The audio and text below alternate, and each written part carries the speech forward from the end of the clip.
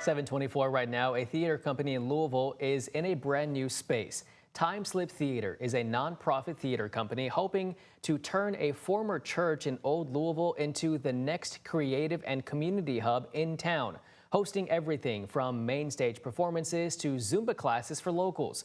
Our own Jim Stratman and photojournalist Hayden Sorgenfry show us how the building can be so much more.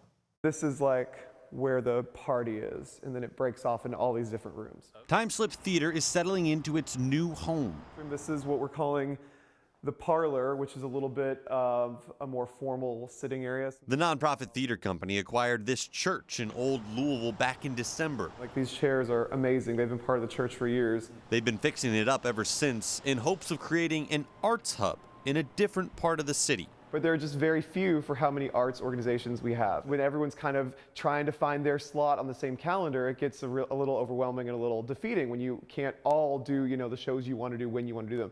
Remy Sisk is the artistic director for Timeslip. He took me on a tour of their new space, just days before Timeslip opened their latest production, The Mask of the Red Death, based on the short story by Edgar Allan Poe. There's not a lot of plot to it. We get a premise, we get a setup, and we get an ending, but we don't really know who else is there beyond the one character who's named. So the challenge at Timeslip was, how do we create a world that is enough of a plot for an audience to latch onto? Sisk and the team designed this show to be interactive.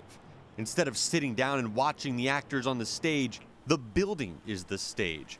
Each room, the set, and you walk your way through all of it. It's literary, but it's experimental. Andrew Berksride is one of the actors in the production, a first for him in many years, meaning that he's shaking off the rust while also learning a brand new style of theater.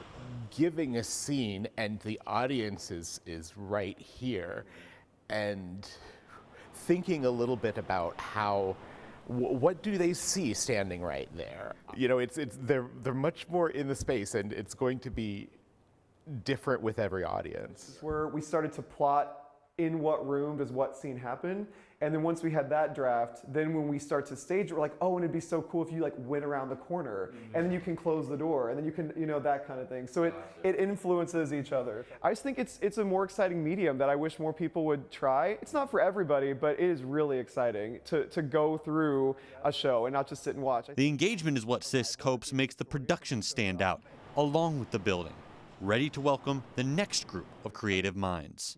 We've built this community of actors that are able to now have their own kind of artistic home, which is really special. In Louisville, Jim Stratman, WHAS 11, on your side. Mask of the Red Death opens tonight, and tickets are on sale right now.